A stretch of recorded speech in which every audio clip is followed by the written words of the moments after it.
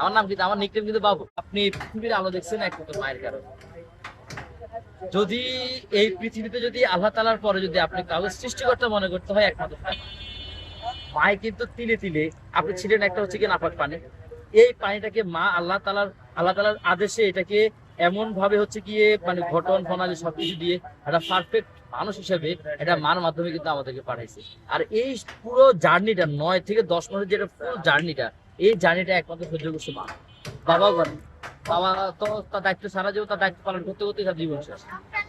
শুধু যে 9 মাস করছে তা কিন্তু না, এতে এতটুকু হয়েছে এখনো পর্যন্ত রাত্রিবেলা যদি একদিন না খায় ঘুমাই, মা যদি এসে দেখে যে কিরে ছেলে এখনো খায় না, আমরা কিন্তু 4 ভাই, আমার একজনের খোঁজ না নিলেও চলে, আমার বউ আছে, আমার খোঁজ না নিলেও চলে, তারপরেও জিজ্ঞেস করে, আমার ওয়াইফকে জিজ্ঞেস, বাবু ভাত খেয়েছে? আমার নাম কিন্তু, আমার নিকনেম কিন্তু বাবু।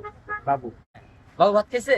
যদি না, কেন কেন খায় নাই ছেলে, রাতে ভাত কেন খায় নাই, আমাকে আবার আমি ঘুমাই দিতে আমার ঘুম থেকে উঠে না জিজ্ঞেস করবো, কিন্তু তুই ভাত খাস না কে, মানে বাইরে থেকে কিছু খাই আসছোস না কি, ভাত খাইছিস খাস না কি লেগে, না খাইলে উঠে খা।